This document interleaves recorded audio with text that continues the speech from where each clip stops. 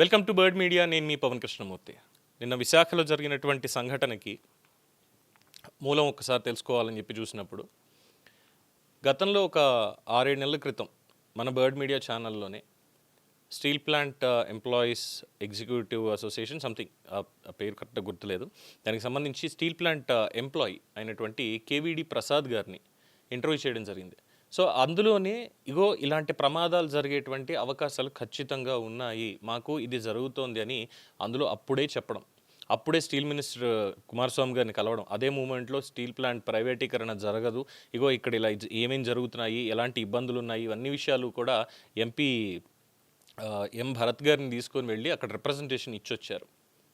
అవన్నీ కూడా మనం గతంలో డిస్కస్ చేయడం జరిగింది.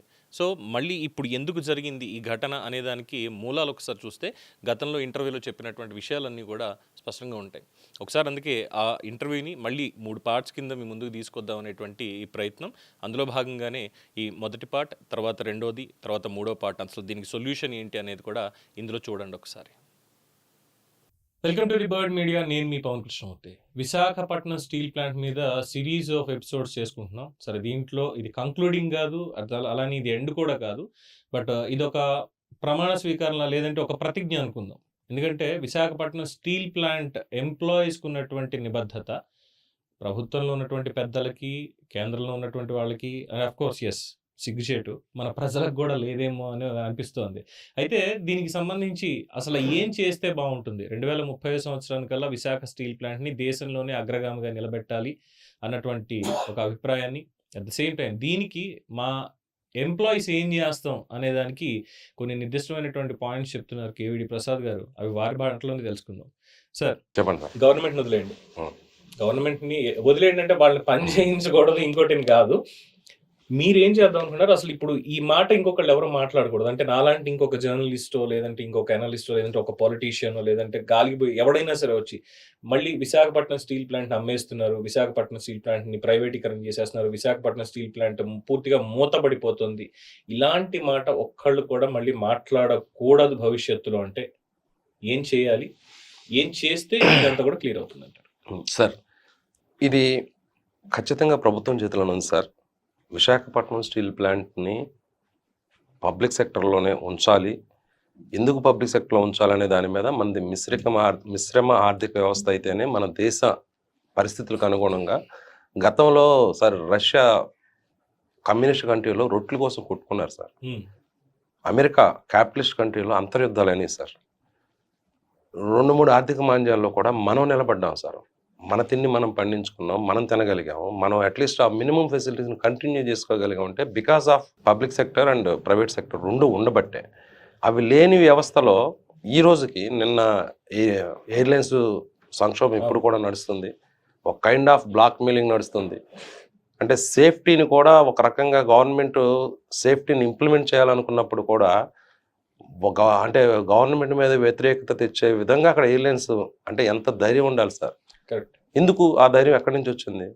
ఆల్టర్నేటివ్ లేదు. అలాగే రేపు ఇప్పుడు సిమెంట్లో కూడా అదే జరుగుతుంది, ఫార్మాలో కూడా అదే జరుగుతుంది. అంటే ఫార్మా అంటే ఒక్కసారి పడిపోదు కాబట్టి 50 రూపాయలు 100 రూపాయలు ఎక్స్ట్రా అయినా కూడా ఇది బేర్ చేసుకుంటాం. కానీ ఇవాళ రోజున కూడా చాలామంది ఇబ్బంది పడుతున్నారు, కానీ అది ఎవరు కూడా బయటికి రారు. సిమెంట్ రంగంలో కూడా ఒక రింగ్ ఫామ్ అవటం, రేట్లు పెంచేయటం, కంపెనీలు దానికోసం కంపెనీలు చిన్న చిన్న కారణాలకి లే ఆఫ్లు ఇవ్వటం, లాకౌట్లు ఇవ్వటం, ప్రొడక్షన్ తగ్గించినట్టు చూపించటం. జనవరిలో ఉన్న ప్రొడక్షన్కి మార్చిలో ప్రొడక్షన్కి 100 రూపాయలు తేడా వస్తాము, మేలో ప్రొడక్షన్ జూన్లో ప్రొడక్షన్ 100 రూపాయలు తేడా వస్తుంది. అంటే ఓవరాల్గా చూసుకున్నప్పుడు బల్క్లో. కానీ ఎందుకు సిమెంట్ ఎందుకు పెరిగిపోద్ది? డిమాండ్ వచ్చినప్పుడు ఏం చేస్తారు రేటు. స్టీల్ కూడా పెరుగుతుంది, ఈవెన్ పబ్లిక్ సెక్టర్లో కొంత పెరుగుతుంది. మీకు ఒకటే ఎగ్జాంపుల్ చెప్తాను sir. Last year because of coal crisis వల్ల, గంగవరం పోర్ట్ స్ట్రైక్ వల్ల మేము సింగిల్ ఫర్నేస్కి వచ్చినప్పుడు, ఇదే గవర్నమెంట్ మారిన గవర్నమెంటే ఉంది, సింగిల్ ఫర్నేస్కి వచ్చినప్పుడు ఎందుకు టన్ను 10 నుంచి 15 వేల రూపాయలు రీబార్ అంటే హౌస్ కన్స్ట్రక్షన్ వాడే రీబారు లాంగ్ ప్రోడక్ట్ ఎందుకు 10 నుంచి 15 వేల రూపాయలు పెరిగిపోయింది? ఎందుకు కంట్రోల్ చేయలేకపోయాం గవర్నమెంట్? ఎందుకు అంటే మేజర్ ఒక దగ్గర ఒక 3 మిలియన్ టన్నుల ప్రొడక్షన్ స్టీల్ ప్లాంట్లో ఆగిపోయింది. ఎప్పుడైతే అక్కడ ఆగిపోయిందో ప్రైవేట్ ప్లేయర్స్ పెంచేశారు. రేపు ఫ్యూచర్లో కూడా అదే జరుగుద్ది. సరే, వాళ్ళు మీరు ఎన్ని ప్రోడక్ట్ తీసుకున్నప్పుడు అంటే ఏదైనా ఏ రంగం తీసుకున్నప్పుడు హైవేలు, రన్వేలు, వీటిల్లో ఎంత స్టీల్ వాడుతున్నారు? హౌస్ కన్స్ట్రక్షన్ టన్ను గనక రేపు లక్షకు రీచ్ అయితే సింపుల్గా ఒక స్క్వేర్ ఫీట్ 500 to 600 పెంచుతాడు బిల్డరు. అది ఎవరి మీద పడుద్ది? ప్రజల మీదే కదా భారం పడుద్ది. అన్ని రంగాల్లోనూ అదే జరుగుద్ది సార్. స్టీల్ పెరిగితే అన్ని రంగాల్లోనూ స్టీల్ని వాడే ప్రతి దగ్గర కూడా అక్కడ భారం పెరుగుద్ది. స్టీల్ లేకుండా ఏది లేదు. సెయిల్ తాలూకు slogan there is a little bit of steel in everybody's life. అందరి లైఫ్లోనూ స్టీల్ ఉంది. అలాంటి స్టీల్ని కంట్రోల్లో పెట్టాలంటే ఖచ్చితంగా గవర్నమెంట్ రంగం అనేది ఉండాలి. మేము దానికి ఏం చెప్తున్నామంటే స్టీల్ అథారిటీ ఆఫ్ ఇండియా లిమిటెడ్లో విలీనం చేయమన్నాం. ఇది తిరిగి అందులోంచి వచ్చింది, అందులో కలిపేయండి. ఎందుకంటే అది ప్రొఫెషనల్ వేలో అవుద్ది సార్. మీకు ఒక లక్ష్మీ మిల్స్ అనేది కోయంబత్తూరులో 90sలో బ్రహ్మాండమైన ప్రాఫిట్స్ వచ్చి వాళ్ళు స్టీల్ ప్లాంట్ పెట్టారు. బట్ వాళ్ళ వ్యాపారం వేరు, స్టీల్ వాళ్ళు రన్ చేయలేపారు. అది 2-3 చేతులు మరి ఇప్పుడు జిందాల్ చేతికి వెళ్ళి బ్రహ్మాండంగా ఫ్లరిష్ అయింది. Because Jindal family is into steel. వాళ్ళు అందులో మాస్టర్స్. అట్లనే steel authority of India limited అనేది స్టీల్లో మాస్టర్. అది అందులో మమ్మల్ని కలుపుకుంటున్నాం. అందులో కూడా కొన్ని లోపాలు ఉన్న చెక్స్ అండ్ బ్యాలెన్సెస్ ఉంటాయి సార్. ఎక్కడైనా ఉంటాయి. పబ్లిక్ సెక్టర్లో, పర్టికులర్గా పబ్లిక్ సెక్టర్లో మంచి ఎఫిషియన్సీ ఉన్న పైన టాప్ లీడర్షిప్ ఉన్నప్పుడు, లేకపోతే స్టీల్ మినిస్ట్రీలో మంచి ఆఫీసర్స్ ఉన్నప్పుడు ఖచ్చితంగా ఎవరన్నా తప్పు చేస్తే దాన్ని వాళ్ళు చూసి ఆపుతారు. ఒక బోర్డు ఉంటుంది, ఆ బోర్డులో డిస్కషన్స్ అవుతాయి. అలాగే మినిస్టర్, ఆయన ఇన్వాల్వ్మెంట్ ఉంటుంది. Above all prime minister of India. So ఇవన్నీ ఫైనాన్స్ మినిస్టర్, ఇన్ని చెక్స్ అండ్ బ్యాలెన్సెస్ ఉన్నప్పుడు ఎక్కడన్నా తప్పు జరిగినా కూడా యూనియన్స్, అసోసియేషన్స్ మేము తీసుకెళ్తాం వాళ్ళ దృష్టికి. ఇది తప్పు జరిగింది. ఇప్పుడు మొన్న ఉత్పత్తికి 3 పెడుతూ ఇచ్చారు సార్, అది అగైనెస్ట్ ఇల్లీగల్. అది నేను డీపీకి వెళ్ళి చెప్పా. If that is the case, ఇది ప్రైవేట్ సెక్టర్లో పెడితే ఎవరికైనా చెప్పుకోగలరా? మీకు 2018లో ఉమెన్ నీడ్ నాట్ అప్లై అని చెప్పేసి ఒక నోటిఫికేషన్ వచ్చింది మా దగ్గర. ఎందుకు అప్పుడు నైట్ షిఫ్ట్లో వస్తే ఇబ్బంది అవుద్ది, అందరూ వాళ్ళే వస్తేనే ఒక ఆఫీసరు తప్పు, ఆయన రాంగ్ వేలో ఆలోచన చేస్తే సర్క్యులర్ ఇచ్చారు. నేను రిప్రజెంట్ చేశాను. కాకపోతే నేను కోర్టుకు వెళ్ళాను. ఇమీడియట్గా కంబైన్డ్ ఏపీ హైకోర్టులో దాన్ని కొట్టేశారు. మీరు ఖచ్చితంగా ఇవ్వాల్సిందే అన్నారు. అంటే ఈ చెక్స్ అండ్ బ్యాలెన్సెస్ ఉండాలి అంటే పబ్లిక్ సెక్టర్లో ఇది ఉండాలి. Next steel authority of India లిమిటెడ్ని ఎక్స్పాండ్ చేయమంటున్నారు. ఎక్స్పాండ్ చేయమన్నప్పుడు వాళ్ళు ఫ్రెష్గా 0 నుంచి చేసుకుంటే అది కూడా ఖచ్చితంగా లాసుల్లోకి వెళ్తుంది. లాస్ట్ 5 yearsలో మేము వెళ్ళినట్టు వాళ్ళు లాసుల్లోకి వెళ్ళారు. కానీ క్యాప్టివ్ మైన్ని వాళ్ళు అమ్ముకోమని చెప్పేసి 19లో వాళ్ళకి స్పెషల్ పర్మిషన్ ఇచ్చారు. అది ఇవ్వకపోతే steel authority of India limited లాస్లోనే ఉండేది. నెక్స్ట్ పబ్లిక్ సెక్టర్ దగ్గర డెవలప్మెంట్, పెరిఫరల్ డెవలప్మెంట్ మనం ఎక్స్పెక్ట్ చేయని రీతిలో అవుద్ది. మీరు అదే విశాఖపట్నం స్టీల్ ప్లాంట్ చూడండి, అదే దీనికి 3 రెట్లు ఉన్న తోరంగాల దగ్గర చూడండి, ఎక్కడ ఎక్కువ డెవలప్ అయింది, ఎక్కడ ఎక్కువ మంది దాని మీద ఆధారపడి బతుకుతున్నారు. మీరు ఈ మధ్య రామ్మోహన్ నాయుడు గారు ప్రవేశపెట్టిన లాస్ట్ సెషన్లో చేసిన సివిల్ ఏవియేషన్ బిల్లు ఆయన ఒకటి చెప్పారు. ఒక జాబ్ ఇన్ అంటే బ్రహ్మాండంగా ఈ మధ్యకాలంలో జరిగిన ఫ్రూట్ఫుల్ చర్చల్లో అదొక బిల్లు ఒకటి. ఒక job, direct job in civil aviation create 6.5 jobs అని చెప్పారు. అదే స్టీల్లో ఒక direct job in steel public sector creates more than 20 jobs sir. మరి ఇది కదా మనం ఇవ్వాల్సింది, ఉపాధి కదా ఇవ్వాల్సింది. 45 కోట్ల యువత ఉన్నప్పుడు వాళ్ళకి ఇవ్వాల్సింది ఉపాధి. ఆ ఉపాధి రావాలనుకున్నప్పుడు డెఫినెట్గా steel authority of India limited స్ట్రాంగ్గా ఉండాలి. ఇప్పుడు దాన్ని వీక్ చేసే ప్రయత్నమే రేపు వీక్ అవుతుందండి. వాళ్ళు ప్రయత్నం చేయట్లా, వాళ్ళు స్ట్రెంగ్తన్ చేద్దామని వాళ్ళకి ఉండుండొచ్చు. ఇక్కడ నేను ఒకటి చెప్తాను sir, no one is master in every field. Mao సెట్టింగ్ ఎంత బలమైన నాయకుడు సార్ ఆయన, ప్రపంచ గతిని మార్చేసిన నాయకుడు. కేవలం ఒక పిచ్చికలను చంపేయాలని ఒక పిచ్చి నిర్ణయం తీసుకున్నందువల్ల 3 కోట్ల మంది చచ్చిపోయారు సార్. అంటే అప్పుడు ఓకే, మిడతలు చంపేయాలి, ఎలకలు చంపేయాలి, నల్లులు చంపేయాలి, ఏగలు చంపేయాలి, పిచ్చుకలను చంపేయాలని చెప్పేసి పెడితే అవి ధాన్యం తినేస్తున్నాయని ఎవరో చెప్పారు ఆయనకి. నిజమే కదా, కనపడుతుంది ధాన్యంతో పాటు కనపడిన పురుగులను తినేస్తుంది అనే విషయాన్ని ఆయన మర్చిపోయారు. దాన్ని బలవంతంగా పెడితే మొత్తం దొరికినట్టు చంపేశారు. ఇమ్మీడియట్గా కరువు వచ్చింది. వితిన్ 3 yearsలో. ఇమీడియట్గా అందరూ హ్యాపీగా ఉండొచ్చు. ఒక 6 నెలలు 3 నెలలు ఒక పంట వరకు బాగుండొచ్చు. తర్వాత పురుగులు వచ్చేసినాయి. తర్వాత కరువు వచ్చి 3 కోట్ల మంది చచ్చిపోయారు సార్. అన్నం తిరగక 3 కోట్ల మంది చనిపోవటం అంటే అది చిన్న మాట కాదు కదా.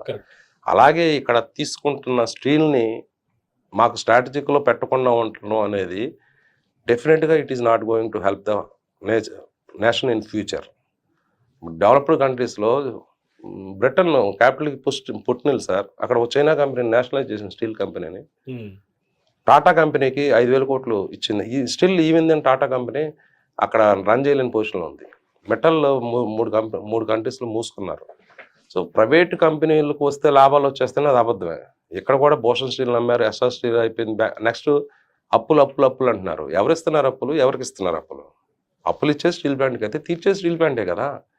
ప్రజల మీద ఏం భారం పడదు. స్టీల్ ప్లాంట్ మీద అరే స్టీల్ ప్లాంట్కి 20,000 కోట్లు అప్పించారు కాబట్టి మీ మీద ఇన్కమ్ ట్యాక్స్ పెంచుతున్నాం అని గవర్నమెంట్ పెట్టదు. గవర్నమెంట్ బడ్జెటరీ కాదు, గవర్నమెంట్ లోన్ తెచ్చుకోవడం ప్రతి కంపెనీ చేస్తుంది. మాకన్నా ఎక్కువ జందాలకి, మాకన్నా ఎక్కువ టాటాలకి అప్పులు ఉన్నాయి. అది అప్పు లేకుండా ఏ బిజినెస్ నడవదు సార్. అయితే దాన్ని ఎలా చేయాలి, దేనికి వాడాలనేది ఇంపార్టెంట్. మా దగ్గర దాన్ని సక్రమంగా ఈ మధ్య కాలంలో మెయింటెనెన్స్ అనేది కీలకం సార్. ఇన్ టైం మెయింటైన్ చేయాలి, కొత్త ఎక్విప్మెంట్ కావాల్సింది తెచ్చుకోవాలి, అలాగే రా మెటీరియల్ని అన్ఇంటరప్టెడ్గా తెచ్చుకోగలగాలి. అలా అని చెప్పేసి రా మెటీరియల్ అని దానికి మనం ఐరన్ ఓర్ బదులు పెలెట్స్ కొనటం అనేది డెఫినెట్గా it is not going to help పర్టికులర్గా steel plant, Visakhapatnam steel plant. అంటే మీరు ఒక కాస్ట్లీ స్టీల్ తయారు చేస్తుంటే దాని రా మెటీరియల్ కింద మీరు కొంచెం కాస్ట్లీ రా మెటీరియల్ వాడచ్చు. బట్ మంది prime steel, low cost steel, Visakha steel ప్లాంట్లో ఉన్న ప్రోడక్ట్ మిక్స్ అనేది లో కాస్ట్ మిక్స్. అంటే రీబార్స్, యాంగిల్స్, ఛానల్స్, కొన్ని వాల్యూడెడ్ ప్రోడక్ట్స్ మాత్రమే, ఆటోమొబైల్ గ్రేడ్ మాత్రమే కొంచెం కాస్ట్ ఎక్కువ ఉంటాయి. మిగిలినవి కూడా నార్మల్గా బేసికల్గా నెసెసిటీ, సో నార్మల్ పర్సన్ కొనుక్కోవాల్సిన డే టు డే లైఫ్లో వాడేది. సో ఈ స్టీల్కి అంటే ఇట్స్ లైక్ దోశ వేయడానికి మనం బాస్మతి రైస్తో దోశ వేస్తే ఎట్లుంటుంది, మనం ఏదో రేషన్ బియ్యానో నూకలను వాడతాం. ఇప్పుడు అది జరుగుతుంది. మా డిజైన్ ఏమన్నా సెంటర్ ఫైన్స్ నుంచి తీసుకొచ్చి సెంటర్ని తయారు చేసి మా డిజైన్ అది 80-20. ఇప్పుడు దానిలో 24% మేము 25%, 20% పెలెట్స్ వాడేస్తామంటే కాస్ట్ ఆఫ్ ప్రొడక్షన్ పెరిగి, ఇప్పుడు ఎంప్లాయీస్ ఎక్కువ ఉన్నారని చెప్పేసి ఒక 2% శాలరీస్ కాస్ట్ తగ్గించారు సార్. మరి కాస్ట్ ఆఫ్ ప్రొడక్షన్ ఫర్ రా మెటీరియల్స్ 10% పెంచేశారు, 15% పెంచేశారు. అది ఎట్లా, how it is going to help RNL to get profits? ఇప్పుడు మీకు ఇప్పుడు సెయిల్లో ఒకటి జరుగుతుంది, ఎక్స్పాన్షన్ అక్కడ బన్పూర్లో చేస్తున్నారు కదా, అక్కడ పెలెట్ ప్లాంట్ 800 కోట్ల పెలెట్ ప్లాంట్ మొన్నే చూశాను. 4 million ton capacity of pellet plant. అదే పెలెట్ మేము తయారు చేసుకుంటే 7,000 8,000 తయారైపోతుంది మాకు. ఐరన్ ఓర్ కనుక తెచ్చుకొని ఫైన్స్ తెచ్చుకొని చేసుకోగలిగితే. అప్పుడు మేము దాన్ని 12,000 పెట్టి బయట ఎందుకు కొనుక్కోవాలి? 11,500 పెట్టి బయట కొనుక్కుంటే మరి ఆ 3-4 ఎవరి మీద పడుద్ది? ఆ మీదే పడుద్ది కదా. సో ఇది ఈ కైండ్ ఆఫ్ రా మెటీరియల్ మీద ఎక్స్పెండిచర్ తగ్గించుకొని ఎంప్లాయ్ ఫ్రంట్లో ఇవ్వాల్సిన, మేము ఆల్రెడీ 2007 జీతాల మీద ఇప్పుడు చాలామంది ఉన్నారు సార్, ఎక్స్ఐఏఎస్లు మాట్లాడుతున్నారు, రకరకాల ఆఫీసులు మాట్లాడుతున్నారు, బోల్డ్ మంది మాట్లాడుతున్నారు. ఎవరు 2007 వేజ్ రోజుల మీద ఇంకా ఉన్నారు చెప్పండి? నా బేసిక్ 2007 బేసిక్ సార్, దాన్ని బేస్ చేసుకుంది. సో ఇప్పటి వరకు దాంట్లో చేంజ్ అనేది లేదు అసలు. అంటే దాన్ని 3 సంవత్సరాలు ప్రాఫిట్స్ అన్నారు, మేము వస్తాయేమో ఆశతో 2021లో ఉన్నాం సార్.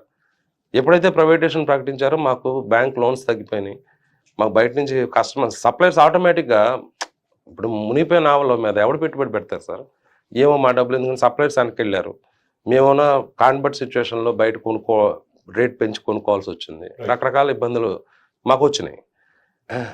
ఇప్పుడు ఈ ప్రజెంట్ పరిస్థితి నుంచి బయటికి రావడానికి గవర్నమెంట్ పరంగా పెద్దలు ఉన్నారు కాబట్టి ఇది సెయిల్లో కలపమంటున్నాం. సెయిల్లో కలిపే వరకు ఇంకోటి చేయాలి సార్. ఇప్పుడు సబ్సిడీ అనేది ఇప్పుడు మిట్టలకి రేపు పెట్టబోయే కంపెనీలకి, మిట్టలనే కాదు, నేను గూగుల్కి ఇంచుమించు 20,000-25,000 కోట్లు డిఫరెంట్ కైండ్స్ ఆఫ్ సబ్సిడీస్ ఇచ్చారు అంటున్నారు. అది డెఫినెట్గా దేశ అభివృద్ధికి ఉపయోగపడుతుంది కాబట్టి ఇవ్వచ్చు, తప్పలేదు. మరి మాది కూడా దేశాభివృద్ధి కదా సార్. మాకు దేశాభివృద్ధికి స్టీల్ ఉపయోగపడుతుంది అనుకున్నప్పుడు మనం ఐరన్ ఓర్ మీద సబ్సిడీ ఇవ్వమని కూడా మనం రిప్రజెంటేషన్స్ ఇచ్చాం. అది ఎలా అంటే మేము వాడిన ప్రతి టన్ ఆఫ్ ఐరన్ ఓర్కి ఎన్ఎండిసి తగ్గించదు కాబట్టి గవర్నమెంట్ సపోర్ట్ చేయమంటున్నాం. గవర్నమెంట్ని సపోర్ట్ చేస్తే మాకు రా మెటీరియల్ కాస్ట్ తగ్గుద్ది, మేము దాన్ని మెయింటైన్ చేయగలుగుతాం, మెయింటెనెన్స్ కొంత డబ్బులు పెట్టగలుగుతాం. ఒకవేళ ఎన్ఎండిసి ఇవ్వలేని పక్షంలో మేము ఒరిస్సా కానీ కర్ణాటక కానీ లేకపోతే ఇంకో ప్రైవేట్ మైనర్స్ దగ్గరికి వెళ్ళి తెచ్చుకోగలుగుతాం. ఇప్పుడు మేము పూర్తిగా ఎన్ఎండిసి మీద ఆధారపడ్డాం, ఎందుకంటే వాళ్ళు క్రెడిట్ ఇస్తున్నారు, క్వాలిటీ ఐరన్ ఓరు తప్పదు. ఇంకా వాళ్ళు వాళ్ళు ఇవ్వలేని పక్షంలో పెలెట్స్కి వెళ్తున్నాం, ఎందుకంటే ఆల్రెడీ స్టవ్ వెలిగిచ్చేసాం కదా, ఆయిల్ మరుగుతుంది, దాన్ని ఏదో రకంగా అందులో వెయ్యాలి, దాన్ని ఆపడానికి లేదు. ఆపితే మళ్ళీ నష్టం, మళ్ళీ రైజ్ చేయాలంటే మళ్ళీ 400-500 కోట్లు ఖర్చు. ఇది ఆల్రెడీ 23లో అదే జరిగింది సార్. 21లో ఫర్నేస్ని బ్రహ్మాండంగా నడిచిన ఫర్నేస్ని మూసింది ప్రజెంట్ యాక్టింగ్ చైర్మన్ గారు ఆ రోజు డైరెక్ట్ ఆపరేషన్స్గా ఉన్నప్పుడు మూసారు.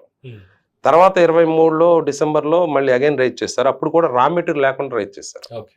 అంటే దే వాంట్ టు షో, మరి పైనుంచి ఉన్న ఒత్తిడికి ఏదో చేశారు. మేము అప్పుడు అడిగాము, కానీ అది అవ్వాల. అది 4 నెలలు నడిచి మళ్ళీ అది చతికిల సో ఇవన్నీ కూడా క్లియర్ గా అన్ని వాళ్ళు చేసి తీరాలి. ముఖ్యంగా సెయిల్ లో విలీనం చేయాలి. అనేది విలీనం ఫస్ట్ చేసి point sir.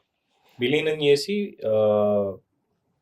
Captive mining already వాళ్ళకి ఉన్నాయి కాబట్టి అడిషనల్ గా 3-4 బ్లాక్స్ ఏవైతే అనుకున్నాం మనం ఇవ్వగలిగితే వెల్ అండ్ గుడ్ సార్. ఇవ్వలేని పక్షంలో కూడా ఒక 60% మైన్ వాళ్ళు ఇస్తే Subsidized. 40% మనం కొనుక్కోవచ్చు. అది పెద్ద ఇష్యూ కాదు.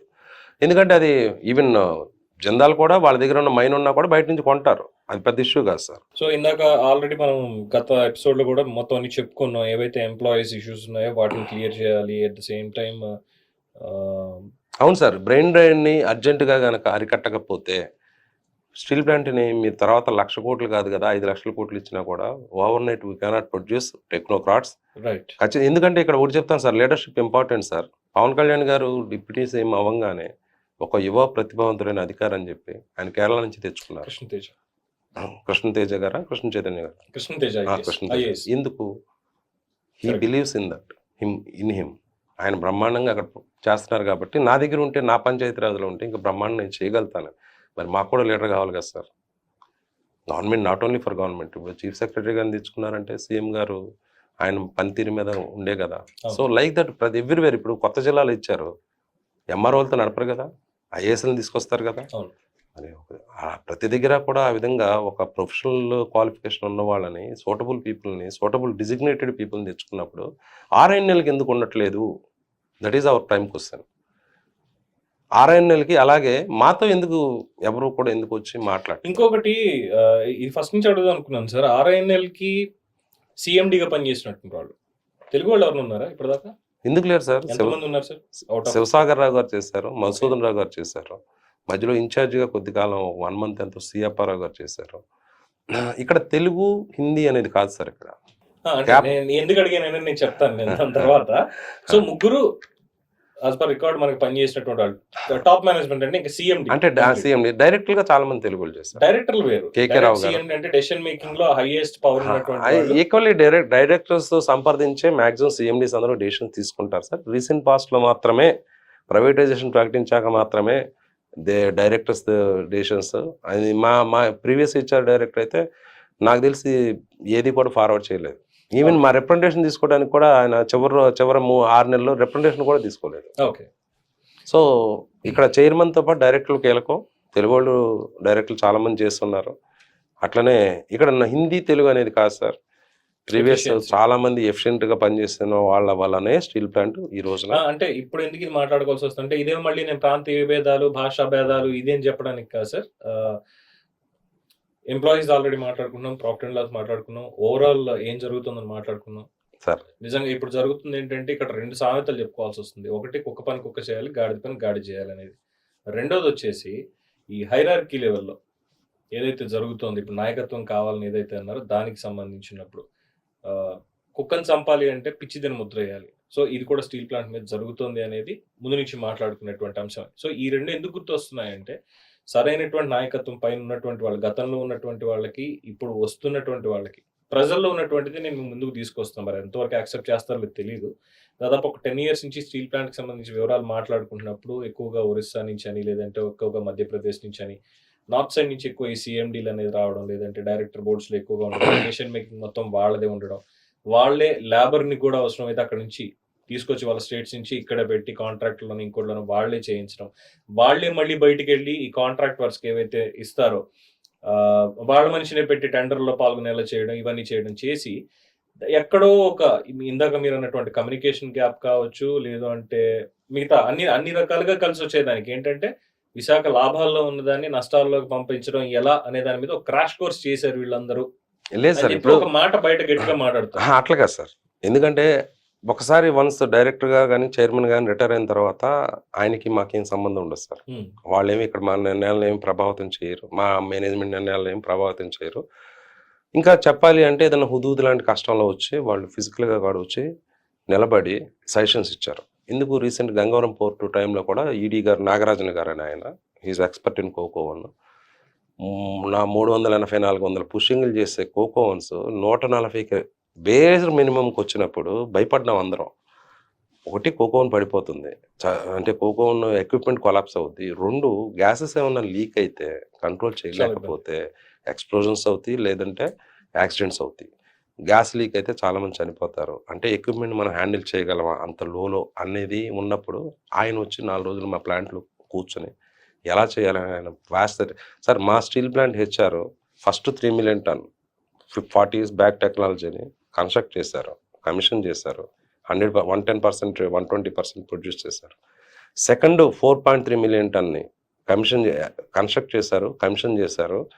ప్రొడక్షన్ కూడా ఆల్మోస్ట్ 80-90% వరకు తీసుకొచ్చారు 2 సార్లు. సో ఇంత వాల్యుబుల్ బ్లెండ్ అనేది మా దగ్గర ఉంది సార్. కరెక్ట్. దానికి వాల్యూ కట్టలేము సార్. దాన్ని ఇప్పుడు నిర్వీర్యం చేసి బయటికి తోసేసి అంటే ఒక పెద్ద మర్రి చెట్టుని దే ఆర్ షింకింగ్ అండ్ బాన్సాయింగ్ చేస్తున్నారు. కరెక్ట్. లోపల స్టేక్ హోల్డర్ అన్న వాడిని ఎవరిని కూడా అంటే అయితే కొంతమంది వెక్స్ వెళ్ళిపోతున్నారు, కొంతమంది నా టెన్యూర్ అయిపోయిందిరా బాబు అని తట్టబట్ట సర్దుకున్నారు, కొంతమందిని మెడబట్టి గంటేస్తున్నారు, కొంతమందిని వెళ్ళిపోయే విధంగా చార్జ్ షీట్లు, సస్పెన్షన్లు, షోకాజులు. చిన్నది క్వాలిటీ బాగుందన్నందుకు ఒక హెచ్ఓడిని తీసుకుపోయి ఇంకో దగ్గర వేయటం, దిస్ కైండ్ ఆఫ్ థింగ్స్ అది ఏ రకంగా going to help the organisation? అది కాదు కదా. సో ఇవన్నీ కూడా మారాలి. అవన్నీ మారాలంటే ఒక స్ట్రాంగ్ లీడర్షిప్ రావాలి, ఒక పాజిటివ్ లీడర్షిప్ రావాలి. ఒక స్టీల్ మేకింగ్లో ఉన్న టాప్ ఒకళ్ళు కాదు సార్. మేము ఇప్పుడు మాకు ఇండిపెండెంట్ పోస్టులు డైరెక్టర్ పోస్టులు ఖాళీ ఉన్నాయి, రెగ్యులర్ డైరెక్టర్ పోస్టులు ఖాళీ ఉన్నాయి. బట్ ఫస్ట్ ఆఫ్ ఆల్ వీళ్ళందరికీ ఏ డిపార్ట్మెంట్ వాళ్ళందరూ ఓవరాల్గా ఉంటారు. డైరెక్టర్ ఆపరేషన్స్ ఓవరాల్గా ఉంటారు. ED works, ED services, ED maintenance వాళ్ళు ఒక చిన్న స్టెప్ తక్కువ, బట్ దేనికైతే ఉంటారు. సో వాళ్ళందరూ ఉండాలి సార్. వాళ్ళే రేపు డైరెక్ట్ చెప్పగలరు. డైరెక్టర్ ఆపరేషన్స్కి నేను ఒక సీనియర్ మేనేజర్లు చెప్తే ఆయన ఎండు అంతే కదా సార్. ఒక డీజీపీని ఒక డిఎస్పీ క్వశ్చన్ చేయగలరా? లేదు కదా. ఎస్ బాస్ అని అంటాం. నా మనసులోది మీరు గనక నాకన్నా చాలా పెద్ద పోస్టులు ఉన్నవాళ్ళు అంటే నేను ఇంత ఓపెన్గా మాట్లాడలేను. అది హ్యూమన్ నేచర్. అది నా పేరు నా పక్కన ఒక డిజిగ్నేషన్ ఉంటే నేను ఇవాళ జనరల్ సెక్రటరీ కాబట్టి నేను వచ్చి మాట్లాడగలుగుతాను. నేను నార్మల్ మెంబర్ అయితే నేను మాట్లాడలేను, ఎందుకంటే నా భయం నాకు ఉంటుంది. సో అది చాలా ఇంపార్టెంట్ సార్. ఆ హైరార్కీ మెయింటైన్ అవ్వాలంటే ఇమీడియట్గా promotion policy with effect from నేషనల్గా ఇవ్వాలి. ఇవ్వలేని పక్షం ఎందుకు ఇప్పుడు ఇంత స్టేట్ గవర్నమెంట్ ఇంత ఇబ్బందులు పడుతున్నారు. ఇంకా పంచాయతీరాజ్ ప్రమోషన్స్, ఆర్టీసీ ప్రమోషన్స్, ఎక్కడ ఏది ప్రమోషన్స్ ఆపుతారు సార్? ఆపితే ఆటోమేటిక్గా ఆ ఎఫెక్టివ్గా పనిచేయడానికి వాళ్ళకి వీలుగా ఉండదు, అథారిటీ ఉండదు. ఫస్ట్ ఆఫ్ ఆల్ ఇంట్రెస్ట్ ఉండదు. ఈ రెండిట్లో ఏది లేకపోయినా వ్యవస్థ దెబ్బతింటది. రైట్ సార్, అది ఉండాలి. Thank you very much Prasad గారు. సో ఈ కమిట్మెంట్ తోటి మీరు అందరూ ఉన్నారు, మరి వీళ్ళ కమిట్మెంట్ ని ఫుల్ఫిల్ చేసుకుంటారా లేనది లెట్స్ సీ. సో ఇంకొకటి sir, first of all immediate గా they should start recruitment sir.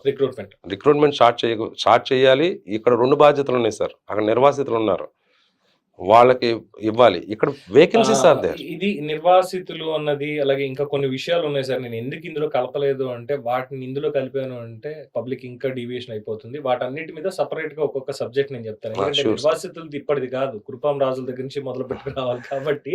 But ఒకటి సార్, నేను చాలా కంపెనీలు చూసాను సార్. స్టీల్ ప్లాంట్ లో ఉన్న నిర్వాసితులు చాలా మంచోడు సార్. కట్టుబట్టలతో బయటకు వెళ్ళిపోయారు. బట్ వాళ్ళెవరూ కూడా నేను పాస్ట్ నా 38 years ఆఫ్ నా స్టీల్ ప్లాంట్ RNL సర్వీస్లో 36 ఆఫ్ RNL సర్వీస్లో నిర్వాసితులు కొంచెం ఆబ్సెంటీస్లు కొద్దిమంది ఉంటారేమో కానీ మిగిలిన వాళ్ళందరూ లోపలికి వచ్చి బ్రహ్మాండంగా పనిచేశారు సార్. వాళ్ళ రోలు ఇందులో ప్లాంట్ అభివృద్ధిలో వాళ్ళ రోలు చాలా కీలకం సార్. ఇప్పటికి కూడా కాంట్రాక్ట్ లేబర్గా 50% వాళ్ళే ఉన్నారు, నాన్ ఎగ్జిక్యూటివ్లో 50% వాళ్ళే ఉన్నారు. వాళ్ళు కంపెనీని ప్రొటెక్ట్ చేసుకుంటారు సార్. రీసెంట్గా అదేదో సబటేజ్ దిస్ కైండ్ ఆఫ్ కొన్ని అన్ఫార్చునేట్ ఎలిగేషన్స్ వచ్చినాయి, కానీ ఫెరోషియస్గా ఉన్న రోజుల్లో కూడా ఒక నట్టు కూడా ఇప్పలేదు సార్ ఎవరు. స్టీల్ ప్లాంట్ని బయటికి వెళ్ళిన తర్వాత కూడా వాళ్ళకి మా డిపార్ట్మెంట్లో ఖాళీ ఉంటే ఎందుకు మా హాట్ మెటల్ ఎందుకు రావట్లేదు సార్ అని ఈ రోజుకి నాకు కాల్ చేస్తారు sir, including contract labour. Sir మా మిల్ అయిపోయింది సార్, ఎప్పుడు వస్తుంది సార్ మెటీరియల్, ఎలా వెళ్ళి కూర్చోవాలంటే మాకు బోర్ సార్. అది అందువల్ల అంత కమిటెడ్ కాంట్రాక్ట్. ఆ కమిట్మెంట్ కి ఎగ్జాంపుల్ చెప్పాను నేను ఇవాళ దీన్ని ముగిస్తాను సార్. ఎందుకంటే ఈ మొత్తం ఎపిసోడ్స్ లో మీరు చెప్పినటువంటి ఒక అంశంలో మేము అబ్జర్వ్ చేసినటువంటిది ముఖ్యంగా 2021 ఈ డిస్ఇన్వెస్ట్మెంట్ స్కీమ్ ఏదైతే తీసుకొచ్చారో, ప్రైవేటైజేషన్ చేస్తాం అమ్మేస్తాం అని చెప్పారో, వెంటనే కార్మికులు అలజడి రేగిన దగ్గర నుంచి కూడా మొదలు పెడితే అంటే పళ్ళ శ్రీనివాసరావు గారు నిరాహార దీక్ష కూర్చోవడం కావచ్చు, మిగతా వాళ్ళందరూ ముందు రిజైన్ చేయడం కావచ్చు. సరే రిజైన్ చేశారా, దీక్ష కూర్చున్నారు, ఇవన్నీ పక్కన పెట్టేద్దాం పని. కార్మికులు తీసుకున్నటువంటి ఒక స్టెప్ తోటి ఆ రోజు, ఎందుకంటే స్టిల్ ఐ రిమెంబర్, నేను ఆ న్యూస్ ని ప్రెజెంట్ చేసిన గుర్తు నాకు ఇంకా ఉంది. If I'm able to see that, నేను డెఫినెట్ గా నేను మళ్ళీ నెక్స్ట్ ఎపిసోడ్ అని పంపిస్తాను, చూపిస్తాను కూడా దాన్ని. 3 రోజులు కష్టపడి పని చేసినటువంటి దానికి 3 ఫర్నేస్లు పని చేసి ఆ పర్టికులర్ సరే ఆ రోజు లాభాలు ఏంటి అనేది కూడా లెక్కేసుకున్నట్టయితే, నిన్నటి దాకా నష్టం వచ్చింది అని చూపించినటువంటి వాళ్ళకి, మాట్లాడిన వాళ్ళకి చెప్పుతో కొట్టినట్టుగా సమాధానం. ఆ 3 రోజులు ఇదిగో మేము పని చేస్తే ఇలా ఉంటుంది, మాకు మెటీరియల్ ఇవ్వండి, మమ్మల్ని పని చేయనివ్వండి, ఎలా చేయాలో అలా చేయనివ్వండి అని చెప్పి చాలా బలంగా చెప్పారు. ఇప్పుడు కూడా అదే కమిట్మెంట్ ని RINL, రాష్ట్రీయ ఇస్పాత్ నిగమ్ లిమిటెడ్ అని వాళ్ళు పేరు పెట్టినా, అది మనది, మన విశాఖ ఉక్కు, ఆంధ్రుల హక్కు. మళ్ళీ దానికి పూర్వ వైభవాన్ని మేము సాధించి పెడతాం. భవిష్యత్తులో కూడా అది నిరాటంకంగా, నిర్విరామంగా ఇలాగే పనిచేస్తూ దేశాన్ని నిర్మించడంలో కీలక పాత్ర పోషిస్తుంది. దానికి ఇగో ఈ చిన్నపాటి చర్యలు తీసుకోండి అని అడుగుతున్నారు వాళ్ళు. ఇది తీసుకోవాల్సినటువంటి బాధ్యత ప్రభుత్వాల మీద ఉంది. వాళ్ళు తీసుకునేలా చేయాల్సినటువంటి బాధ్యత మన ప్రజల మీద కూడా ఉంది. సో ఇక నిర్ణయాధికారం ప్రజలదని చెప్పడంలో ఏమాత్రం అతిశక్తి లేదు. ఫైనల్ గా ఒక్క సార్. విజ్ఞప్తి సార్. సేలం 2022 నుంచి దాన్ని నమ్ముతా ఉన్నారు. రకరకాల ప్రయత్నాలు జరిగినాయి. భద్రావతి కూడా బోర్డులో కూడా మూసేసే ఉన్నారు. దుర్గాపూర్ విషయంలో కూడా అదే జరిగింది. బట్ ఆ మూడింటి మీద కూడా గత 2 దశాబ్దాలుగా అనేక రకాలుగా తయారైంది. బట్ ప్రస్తుతం ఉన్న పరిస్థితుల్లో కుమారస్వామి గారి నాయకత్వంలో మూడింటికి కూడా ఫండ్ ఇచ్చి రైజ్ చేస్తున్నారు. ఎప్పుడు కూడా తమిళ ప్రజలు కానీ, కన్నడ ప్రజలు కానీ, బెంగాల్ వాళ్ళు కానీ, లేకపోతే అక్కడ లోకల్ లీడర్స్ కానీ అక్కడ ఎంప్లాయీస్ పనిచేయలేదు అనేది ఏ రోజు మాట్లాడలేదు సార్. అది కేవలం విశాఖ ఉక్కు విషయంలో. అంటే ఇక్కడ అంటే దురదృష్టకరం, విచారకరం ఏంటంటే ఇది ఒక పొలిటికల్ ఎజెండా అయిపోయింది సార్. మేము అందరినీ కూడా దయచేసి విజ్ఞప్తి చేసేది ఒకటే, సపోర్ట్గా నిలబడండి. లేని పక్షంలో కనీసం వాస్తవాలు తెలుసుకోవడానికి విశాఖ ఉక్కు రండి. మేము అక్కడ ఉన్నాం, మేము చెప్తాం వాస్తవాలు. తెలిసి తెలియని విధంగా మీరు మాట్లాడి మాకు కూడా ఫ్యామిలీస్ ఉన్నాయి సార్. రియల్గా ఏడుస్తూ మాట్లాడిన వాళ్ళు ఉన్నారు సార్ నాతో. కరెక్ట్. అంటే ఒక 30 సంవత్సరాలు కష్టపడితే ఒక పెళ్ళికి వెళ్తే, ఎరా మీరు పని చేయరంటారు కదరా అని అంటే, అతని ఫ్యామిలీతో ఉన్న వ్యక్తి నైట్ షిఫ్ట్లు రిటైర్ అయ్యే రోజు వరకు కూడా నైట్ షిఫ్ట్లు చేస్తున్న క్యాడర్ ఉంది అక్కడ. వాళ్ళ మానసికంగా ఎలా ఉంటారు సార్? మాకు రా మెటీరియల్ ఇస్తే ఇచ్చినంత వరకు మేము మీకు అది కూడా ఇచ్చాను. లాస్ట్ ఇయర్ 29% అని చెబుతున్న మంత్రి గారు, లేకపోతే ముఖ్యమంత్రి గారు, లేకపోతే నాయకులు అందరూ, కానీ ఆ 29% వచ్చిన మంత్లో మాకు సింగిల్ ఫర్నేస్ 100% మేము ప్రొడ్యూస్ చేసాం. కరెక్ట్. సో ఇక్కడ రకరకాలుగా ఉంటాయి కానీ, బట్ ఇక్కడ ఎంప్లాయీస్ డిగ్రేడ్ చేయకండి దయచేసి. Never sir, never. ఎవరో అనే మాటకి ఒక 5 to 10% ప్రతి దగ్గర ఉంటారు, దాన్ని కూడా మేము కాదనం. మా దగ్గర కూడా ఉంటారు. బట్ అలా అని చెప్పేసి అందరినీ సంస్థ దానివల్లే మీ వల్లే అంటే సార్, రిటైర్ అయిన తర్వాత పైలాన్ దగ్గర నిలబడి ఏడిసిన వాళ్ళని నేను చాలా మందిని చూసాను సార్. ఈ రోజుకి నాకు వచ్చే కాల్స్లో, మార్నింగ్ మెసేజెస్లో ఏదైనా సంస్థ గురించి వస్తే కనీసం 3-4 ఈడీ స్థాయి వ్యక్తులు నాకు మెసేజ్లు పెడతారు. కేవీడి వాట్స్ హ్యాపెనింగ్, ఎంత పెయిన్ఫుల్గా ఉంది, ఎందుకు ఇలా జరుగుతుంది. నెక్స్ట్ ఇక్కడ ఒక ఆక్సిజన్ బ్లాస్ట్ అయ్యి 19 మంది చనిపోయిన సందర్భంలో కూడా మేము ప్రొడక్షన్ ఆపలేదు సార్. మేము తీస్తానే వచ్చాం. ఆ రోజున ఒక టీవీ, నేను పేరు చెప్పను, ఆయన వచ్చి హీ ఎక్స్పెక్టెడ్ ఏ లాట్. ఇదేంటిది 19 మంది చచ్చిపోతే ఎవడూ లేడు ఇక్కడ అంటే మీకన్నా, అంటే ఆయన ఏంటంటే అక్కడ వచ్చేసి హాస్పిటల్ అద్దాల బాగా ఈ wanted some kind of sensation. లోపల ప్లాంట్ అది ఎక్విప్మెంట్ వదిలేసి రాలేము సార్. హెచ్పిసిఎల్ యాక్సిడెంట్ అయినప్పుడు కంట్రోల్ రూమ్లో కూర్చుని పెట్టి సార్ ఒక operator. That kind of commitment public సెక్టర్లో ఉంది సార్, ఈ రోజుకి ఉంది. మా RINL అది మరింత ఎక్కువ ఉంది. ఖచ్చితంగా మేమందరం కూడా దానికి కట్టుబడే ఉన్నాం. ఈ రోజున కూడా పిలిస్తే వస్తామని VRS పీపుల్ కూడా, VRS ఎందుకు తీసుకున్నారంటే మాకు అర్థమవుతుంది the way it is going. Yelamanchili దాటిపోయింది, అన్నవరం వచ్చేస్తుంది, విశాఖపట్నం రాదు ఈ డ్రైవింగ్లో అనేది అర్థమై తీసుకున్నారు సార్. కాన్వర్ట్ సిచ్యువేషన్లో తీసుకున్నారు. కాబట్టి మేమందరికీ విజ్ఞప్తి చేసేది ఏంటంటే, ఒక మంచిని కోరుకుందాం, విశాఖ ఉక్కును నిలబెట్టుకుందాం, దాన్ని సేల్లో విలీనం చేసే విధంగా మనం ఒత్తిడి తెద్దాం నాయకుల మీద. ఇక్కడ ఒకటి సార్, నాయకులు పెద్దోళ్ళు మంచివాళ్ళని ఎవరు ఉండరు సార్. డెఫినెట్గా మంచి నిర్ణయం తీసుకుంటే మంచి నాయకుల కింద ఉంటారు, చెడ్డ నిర్ణయం తీసుకుంటే కదా ఆ నిర్ణయం తీసుకునేదానికి బోర్డుని ప్రేరేపించి ఉండొచ్చు. ఆయనకి సమాచారం లేకపోవచ్చు, లేకపోతే ఎవరో చెప్పింది విని లైక్ మావో గారు లాగా అయి ఉండొచ్చు. బట్ ఏదేమైనా మీరు అందరూ సపోర్ట్ చేయండి అనేది డెఫినెట్ గా సార్. చంద్రబాబు నాయుడు గారికి కూడా సరైనటువంటి ఇన్ఫర్మేషన్ వెళ్తుంది అని ఆశిద్దాం. డెఫినెట్ గా we're with Visakha steel plant. ఎందుకంటే తెన్నేటి విశ్వనాథం గారి దగ్గర నుంచే కాదు, ఎందుకంటే అమరజీవి పొట్టి శ్రీరాములు ఆత్మత్యాగంతో ఏర్పడినటువంటి తెలుగు రాష్ట్రాలు అనుకోవాలి ఇప్పుడు. సో తెలుగు రాష్ట్రాల పౌరులుగా ఉన్నాం కాబట్టి ఇది తెలుగు వాళ్ళ హక్కు. ప్రతి ఒక్కళ్ళు దీనికి ఖచ్చితంగా కట్టుబడి ఉంటారు. ప్రజల నుంచి మంచి సపోర్ట్ ఉంటుంది. ఎటువంటి అభ్యంతరం అందులో లేదు. విశాఖ ఎప్పటికీ విశాఖ స్టీల్ అలాగే ఉండి తీరుతుందని మా నమ్మకం కూడా. దానికి కూడా మా మద్దతు ఎప్పుడూ ఉంటుంది ప్రజల తరఫున. అండ్ ఇక ప్రభుత్వాలు వాళ్ళ డిసిషన్స్ వాళ్ళు తీసుకోవాలి. అండ్ డెఫినెట్గా ఇప్పుడు ప్రసాద్ గారి ఈ ఎపిసోడ్స్ అన్ని చూసిన తర్వాత చాలా మంది ఇంకా సిక్ యూనిట్స్ మీద లేదంటే మిగతా వాటి మీద వస్తారు. డెఫినెట్గా సంప్రదించండి. అండ్ డెఫినెట్గా విశాఖకి మద్దతు అనేది మనం ఇచ్చి తీరాల్సిందే.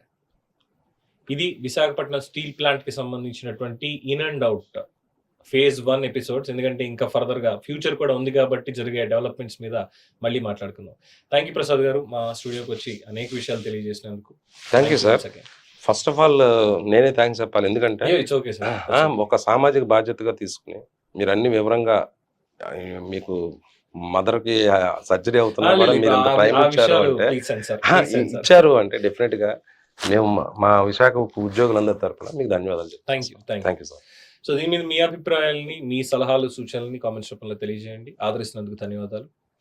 Keep watching bird media. చూసారుగా, దీని మీద మీ అభిప్రాయం తెలియజేయండి. చూస్తూనే ఉండండి ది బర్డ్ మీడియా. ఈ వీడియో మీకు నచ్చినట్లయితే లైక్ చేయండి, షేర్ చేయండి, సబ్స్క్రైబ్ చేయండి. మరిన్ని అప్డేట్ల కోసం మా వాట్సాప్ ఛానల్ను ఫాలో చేయండి.